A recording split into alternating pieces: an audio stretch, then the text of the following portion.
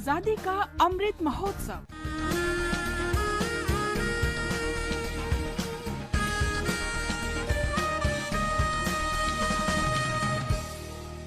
Azadi Ka Safar with AIR News. Birth of a Nation. India's glorious freedom struggle is one of the greatest struggles the modern world has ever witnessed. AIR News brings you a glimpse of this struggle every day.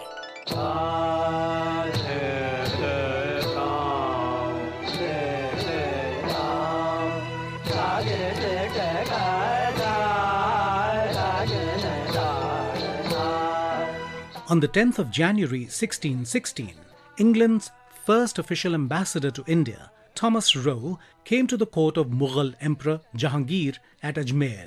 Although his 4-year-long negotiations with Jahangir didn't prove successful, the visit marked the beginning of British economic and political interest in the Indian subcontinent.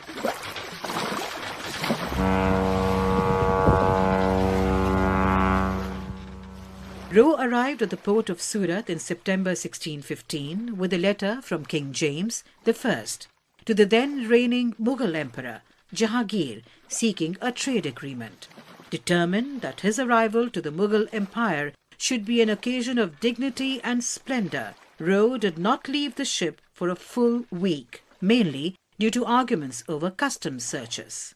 He finally made the journey to Ajmer, where he was presented to the Emperor Jahangir on the 10th of January 1616. Roe was vexed to discover that the Mughals regarded relations with the English as a very low priority. On arrival, he was showed into a substandard accommodation.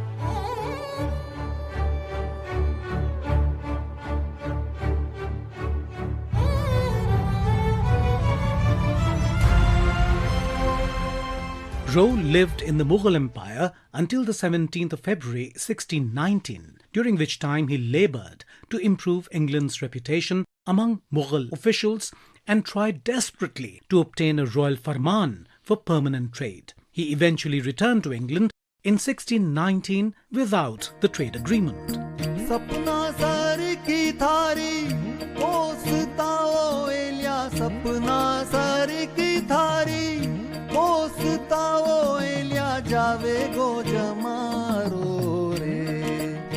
We also remember freedom fighter Narhari Vishnu Gadgil, who was born on the 10th of January 1896 in Malhargarh, Madhya Pradesh.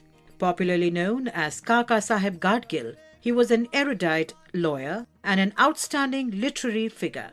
Gadgil was influenced by great freedom fighters including Lokmanya Bal Gangadhar Tilak, Mahatma Gandhi and Vallabhbhai Patel.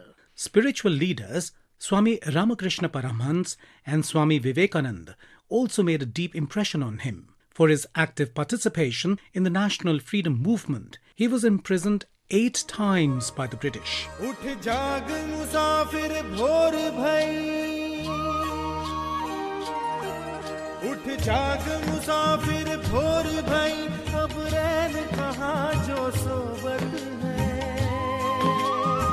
Gadgil joined the Indian National Congress immediately after obtaining his law degree. He served as the secretary of Pune District Congress Committee in 1920. Later, he became the president of Maharashtra Pradesh Congress Committee. He was elected to the Central Legislative Assembly in 1934. Gadgil was a pioneer in social reform movements in Maharashtra in the 1930s.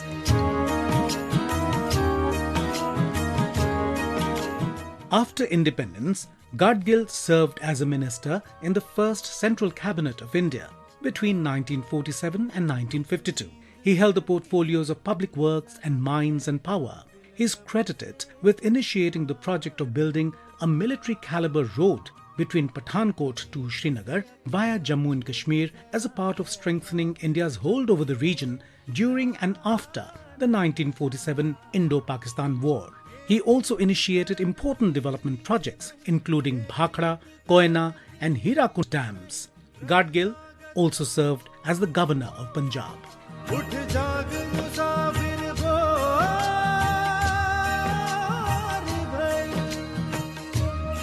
Gadgil was a prolific writer and wrote several books and articles on politics, economics, law, history, oratory, etc. His important works include Pathik and Raja Shastra Vichar.